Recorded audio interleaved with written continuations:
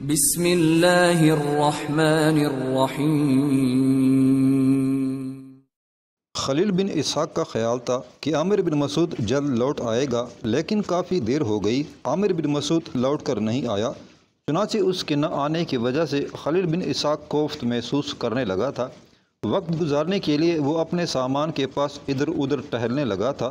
کبھی کبھار جو اکا دکا گاہک آتا تھا اسے بھی فارغ کر دیتا تھا، یہاں تک کہ ایک طرف سے عامر بن مسعود آتا دکھائی دیا۔ خلیل بن اسحاق اس کی طرف لپکا اور جستجو برے انداز میں اسے مخاطب کر کے کہنے لگا، ابن مسعود میرے بھائی، تو کیا خبر لایا ہے؟ اس پر طنزیہ سے انداز میں عامر بن مسعود اس کی طرف دیکھتے ہوئے کہنے لگا، عزیز بھائی، تیرا کہنا درست ہے، اقلیمہ واقعی امی خلیفہ مروان بن محمد کی بیٹی ہے۔ عامر بن مسعود کے ان الفاظ پر خلیل بن اسحاق نے اسے اپنے ساتھ لپٹا لیا، پھر بے پناہ خوشی کا اظہار کرتے ہوئے کئی بار اس کی پیشانی چومی، پھر کہنے لگا، اب تمہارا کیا خیال ہے؟ میں چاہتا ہوں آؤ دونوں قطر خلافت کی طرف چلتے ہیں اور اقلیمہ کی حقیقت کا انکشاف جا کر ابو جعفر منصور سے کرتے ہیں۔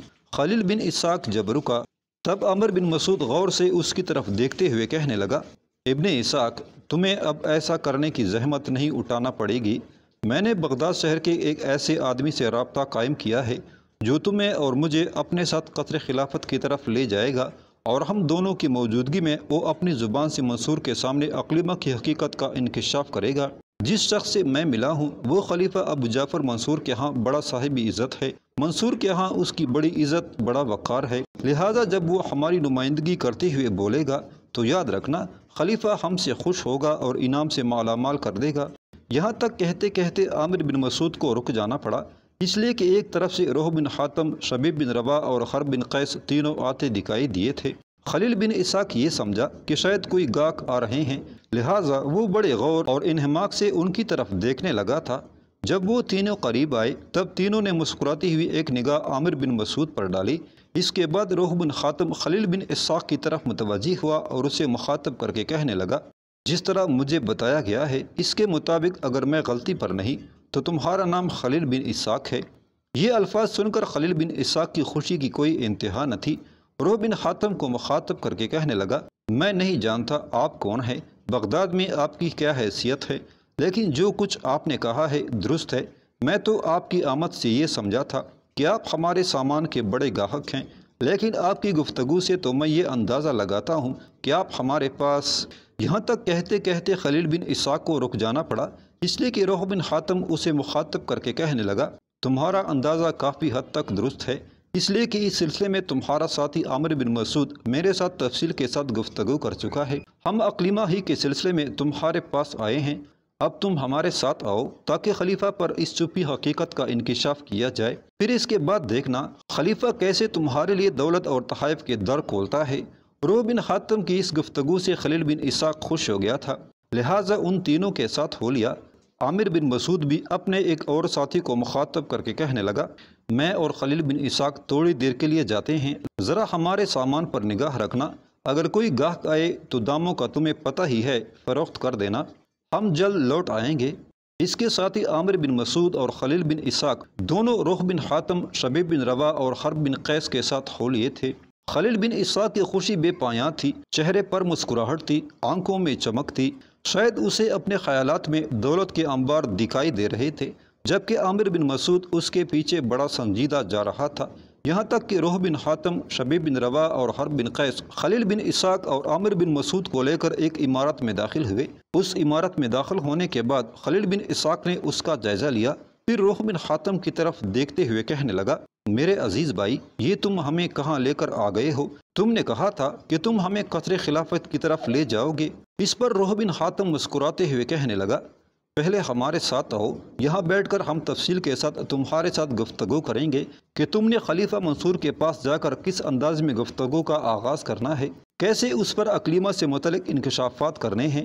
ایسے ہی اگر تم منہ اٹھا کر خلیفہ کے سامنے چلے گئے تو خلیفہ تمہارے اس انکشاف پر خوش تو ہوگا لیکن تمہیں دے گا کچھ نہیں، لہذا جو طریقہ ہم تمہیں بتائیں گے اس سے یقیناً تم مالا مال ہو جاؤ گے۔ روح بن حاتم کی اس گفتگو سے خلیل بن اسحاق خوش ہو گیا، یہاں تک کہ وہ عمارت میں آگے بڑھے، پھر روح بن حاتم کے اشارہ کرنے پر شبیب بن رباح فوراً حرکت میں آیا، خلیل بن اسحاق کا بازو اس نے پکڑ لیا، اس پر خلیل بن اسحاق چونکا تھا، کسی رد عمل کا اظہار کرنا ہی چاہتا تھا کہ شبیب بن روا اسے کھینچتے ہوئے اس کمرے میں لے گیا۔ پیچھے پیچھے عامر بن مسعود بھی مطمئن انداز میں اس کمرے میں داخل ہوا تھا، یہاں تک کہ حرب بن قیس نے اس کمرے کو اندر سے زنجیر لگا دی تھی۔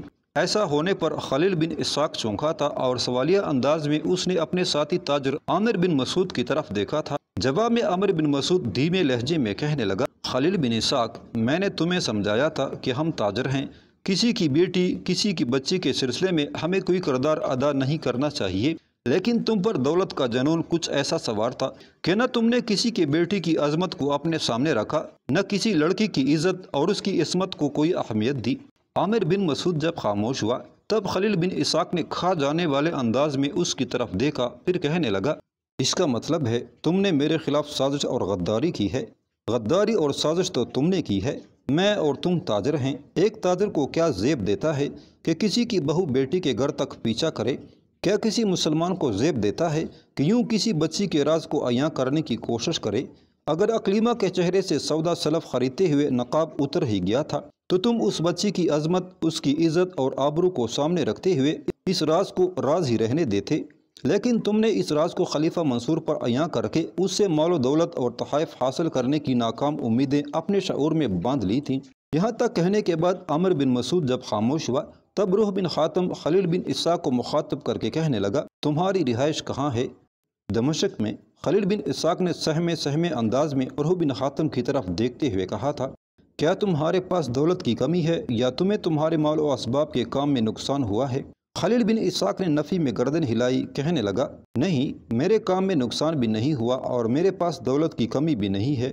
پھر تم نے ایک نیک خو، باعصمت اور اچھے خاندان سے تعلق رکھنے والی لڑکی کے خلاف حرکت میں آنے کا کیوں ارادہ کیا؟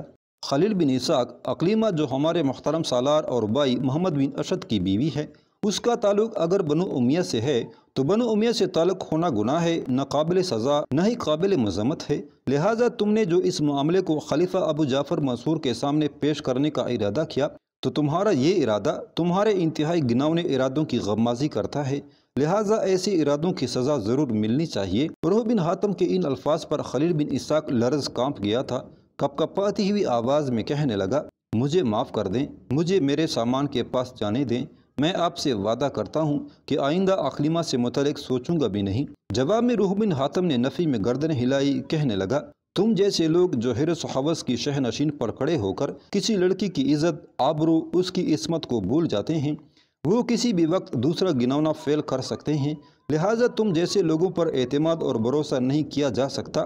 تم جیسے لوگوں کا ایک ہی حل ہے کہ تمہیں فوراً ختم کر دیا جائے تاکہ کسی معصوم بچی کا راز راز ہی رہے اور تم اس راز سے پردہ اٹھاتے ہوئے آنے والے دور میں اس کے لیے مصیبت اور ذلت کا باعث نہ بنو۔ اس کے ساتھ ہی عجیب سے انداز میں روح بن حاتم نے حرب بن قیس کی طرف دیکھا۔ اس پر حرب بن قیس نے اپنی تلوار بے نیام کی۔ تلوار کو دیکھتے ہوئے خلیل بن اسحاق کپکپانے لگا تھا۔ حرب بن قیس آگے بڑھا، خلیل بن اسحاق کو بازو سے پکڑ کر گھسیٹتا ہوا ایک طرف لے گیا اور تلوار مار کر اس کا خاتمہ کر دیا۔ بعد میں سب نے مل کر اس کی لاش کو ٹھکانے لگا دیا تھا۔ اس کے بعد روح بن حاتم عامر بن مسعود کے پاس آیا اور اسے مخاطب کر کے کہنے لگا، میرے عزیز، میں اور میرے دونوں ساتھی تیری عظمت، تیری شرافت کو سلام پیش کرتے ہیں۔ تو نے بروقت یہ معاملہ میرے سامنے پیش کیا، تو مجھے ڈھونڈتا تلاش کرتا ہوا آیا، اب تو ہمارے ساتھ آ، ہم تجھے تیرے سامان کے پاس پہنچاتے ہیں۔ تھوڑی دیر بعد ہمارا ایک آدمی آئے گا، وہ تجھے نقدی کی ایک تھیلی پیش کرے گا، اسے قبول کرنے سے انکار مت کرنا، وہ ہماری طرف سے تمہاری شرافت، تمہاری عالی نسبی کے لیے ایک انعام ہوگا۔ جواب میں عامر بن مسعود مسکرا دیا۔ پھر سب اس عمارت سے باہر نکلے، اس جگہ گئے جہاں تاجر اپنا سامان لگائے بیٹھے تھے۔ عامر بن مسعود کو وہاں چھوڑ کر روح بن حاتم، شبیب بن روا اور حرب بن قیس وہاں سے ہٹ گئے تھے۔ اقلیمہ اپنی خوابگاہ میں بیٹھی شاید محمد بن اشد کا بڑی بے چینی سے انتظار کر رہی تھی۔ اتنے میں بغداد کی مسجدوں میں عشاء کی آذان سنائی دی، جس پر اقلیمہ چونکنے کے انداز میں اپنی جگہ پر اٹھ کھڑی ہوئی اپنی خوابگاہ سے نکلی، دیوان خانے کی طرف آئی۔ دیوان خانے میں اس وقت اس کا ماموں حارث بن لبید، ممانی نابغہ بنت علقمہ، ماموں زاد بہن خنسہ بنت حارث اور ماموں زاد بھائی بشار بن حارث بیٹھے کسی موضوع پر گفتگو کر رہے تھے۔ اقلیمہ دیوان خانے میں داخل ہوئی اور پھر اپنے ماموں کو مخاطب کر کے کہنے لگی، ماموں، عشاء کی آذان ہو رہی ہے اور محمد بن اشد دوپہر کے گئے ہوئے ہیں، ابھی تک لوٹ کر نہیں آئے۔ یہاں تک کہنے کے بعد اقلیمہ جب خاموش ہوئی تب اس کی طرف دیکھتے ہوئے ہلکی ہلکی مسکراہٹ میں حارث بن لبید کہنے لگا، بیٹی، ایک بیوی کی حیثیت سے تیری پریشانی تیری فکر مندی بجا ہے، پر تو میری بچی یوں ہی اس قدر فکر مند نہ ہو۔ اگر محمد بن اشد مملکت کے اچھے اور عمدہ سالاروں میں سے ایک ہیں، اور پھر وہ تمہیں بتا کر گیا ہے کہ خلیفہ منصور نے سارے سالاروں کو طلب کیا ہے، میرے خیال میں کوئی انتہائی اہم معاملہ درپیش ہوگا جس کی بنا پر اتنی تاخیر ہو گئی ہے۔ تمہارے اطمینان کے لیے بیٹی میں ابھی پتہ کیے دیتا ہوں۔ پھر اپنے بیٹے بشار بن حارث کی طرف دیکھتے ہوئے حارث بن لبید کہنے لگا، حارث میرے بیٹے اٹھو، دیکھ کر آؤ کہ کیا خازم بن خزیمہ گھر آ چکے ہیں، اس لیے کہ خازم بن خزیمہ اور محمد بن اشد دونوں بھائی اکٹھے گئے تھے۔ اس پر بشار بن حارث اپنی جگہ پر اٹھ کھڑا ہوا، بھاگتا ہوا باہر نکل گیا۔ تھوڑی دیر بعد وہ لوٹ کر آیا اور عکلیمہ کی طرف دیکھتے ہوئے کہنے لگا، میری بہن بھائی خازم بن خزیمہ بھی ابھی تک نہیں آئے۔ بشار بن حارث کے ان الفاظ پر عکلیمہ کسی قدر مطمئن ہو گئی تھی۔ پھر وہ اپنی ممانی کے پاس ہو بیٹھی اور وقت گزارنے کے لیے باہم گفتگو کرنے لگی تھی۔ تھوڑی ہی دیر بعد دروازے پر دستک ہوئی۔ دستک سن کر سب چونکے تھے۔ عکلیمہ اپنی جگہ سے اٹھی اور دیوان سے اٹھ کر برآمدے میں آن کھڑی ہوئی تھی۔ بشار بن حارث بھاگتا ہوا گیا تھا۔ حویلی کا دروازہ جب اس نے کھولا تو محمد بن اشد حویلی میں داخل ہوا۔ اسے دیکھتے ہی عکلیمہ خوشی کا اظہار کرنے لگی تھی، یہاں تک کہ محمد بن اشد کے ساتھ وہ دیوان خانے میں داخل ہوئی۔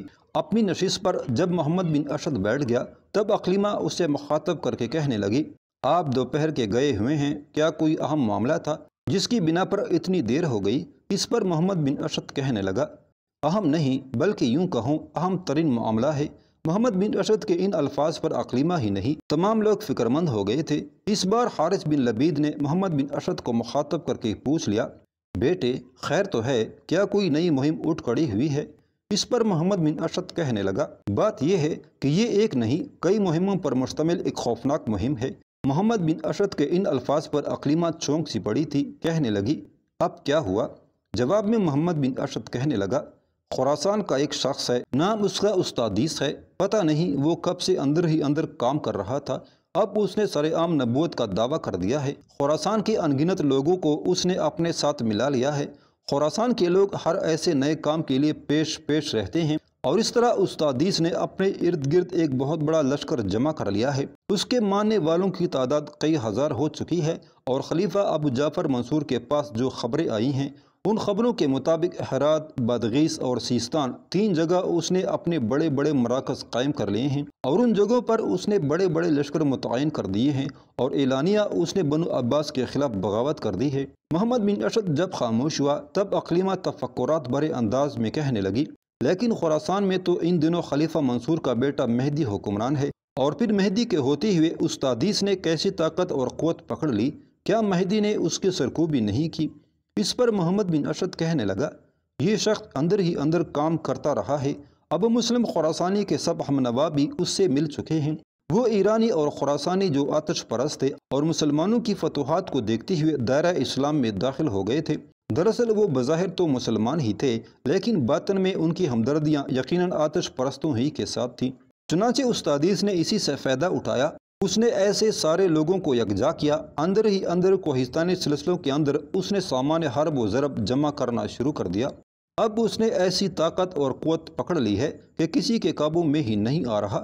اس موقع پر عکلیمہ کا ماموں حارث بن لبید بولا اور کہنے لگا، کیا منصور کا بیٹا مہدی خراسان میں سو رہا تھا، جو استادیس اندر ہی اندر طاقت اور قوت پکڑتا رہا، اور وہ آنکھیں بند کر کے پڑا رہا اور باقی قوتوں کو موقع فراہم کرتا رہا کہ وہ طاقت اور قوت پکڑ لیں؟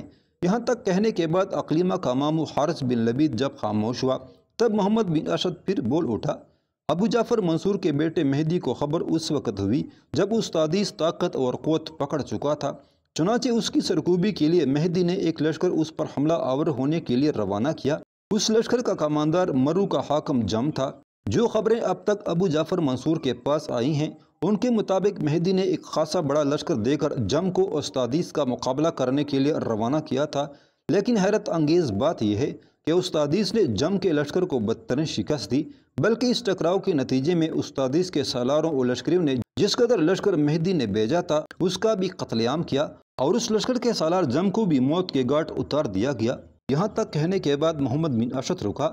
اس کے بعد اپنی بات کو آگے بڑھاتے ہوئے وہ کہہ رہا تھا، اب جو ابو جعفر منصور نے اپنے سارے سالاروں کا اجلاس طلب کیا تھا تو اس میں یہی فیصلہ ہوا ہے کہ ایک لشکر لے کر میں اور میرا بھائی خازم بن خزیمہ دونوں خراسان کا رخ کریں اور استادیس کا مقابلہ کریں۔ اس نے چونکہ نبوت کا دعویٰ کر رکھا ہے، لہٰذا کم علم اور نئے ایمان لانے والے لوگ چونکہ بڑی تیزی سے اس کے گروہ میں شامل ہو رہے ہیں، ساتھ ہی وہ لوگ جو مسلمانوں کی فتوحات کی وجہ سے اسلام قبول کرنے کے بجائے ادھر ادھر چلے گئے ہیں اور مختلف علاقوں میں جا کر انہوں نے پناہ لے لی ہے، وہ بھی ان پناہ گاہوں سے نکل کر نبوت کا دعویٰ کرنے والے استادیس سے آن ملے ہیں۔ اس طرح اس نے اپنی طاقت اور قوت میں بڑا اضافہ کر لیا ہے اور اپنی قوت کو اس نے 3 حصوں میں تقسیم کیا ہے۔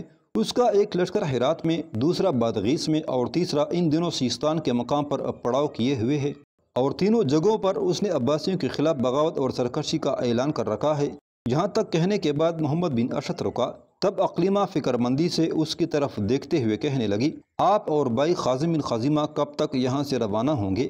جواب میں محمد بن اشعث کہنے لگا، آنے والی شب کے پچھلے حصے میں اور خازم بن خزیمہ ایک لشکر لے کر پہلے ہرات کا رخ کریں گے۔ استادیس بذات خود ان دنوں بادغیس کے مقام پر جو لشکر ہے اس کے ساتھ قیام کیے ہوئے ہے۔ منصور کے ساتھ اور سارے سالاروں کی موجودگی میں جو فیصلہ ہوا ہے اس کے مطابق میں اور بھائی خازم بن خزیمہ لشکر لے کر پہلے ہرات میں جو استادیس کا لشکر ہے اس سے ٹکرائیں گے۔ مجھے امید ہے اس لشکر کا خاتمہ کرنے کے بعد ہم سیستان کا رخ کریں گے۔ سیستان میں استادیس کے حامیوں سے نمٹنے کے بعد آخر میں ہم بادغیس کا رخ کریں گے، جہاں استادیس بذات خود ایک بہت بڑے لشکر کے ساتھ قیام کیے ہوئے ہیں۔ یہاں تک کہنے کے بعد محمد بن اشعث جب خاموش ہوا تب اقلیمہ پھر بول اٹھی، اس کا مطلب ہے لشکر میں لشکریوں اور سالاروں کے اہل خانہ اور بیویوں کو نہیں رکھا جائے گا۔ جواب میں مسکراتے ہوئے محمد بن اشعث نے نفی میں گردن ہلائی، پھر کہنے لگا، اقلیمہ یہ بڑی کٹن مہم ہے، لشکر میں کوئی بھی خاتون شامل نہیں ہوگی، اور پھر ہم نے 3 جگہ ضرب لگانی ہے اور بڑی برق رفتاری سے حرکت میں آنا ہے۔ پہلے ہرات کا رخ کریں گے، اس کے بعد سیستان کے اندر استادیس کے لشکر سے نمٹنے کے بعد ہمیں بادغیس کا رخ کرنا ہوگا۔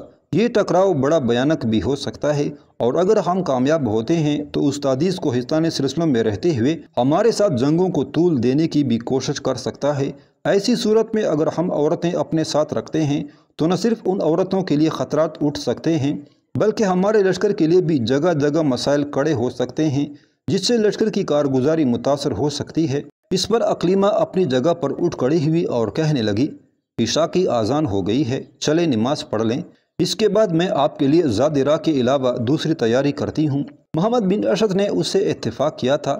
وہ حارث بن لبید اور بشار بن حارث عشاء کی نماز ادا کرنے کے لیے مسجد کی طرف چلے گئے تھے، جبکہ دوسرے کمرے میں جا کر اقلیمہ، نابغہ بنت علقمہ اور خنسہ بنت حارث عشاء کی نماز ادا کرنے لگی تھیں۔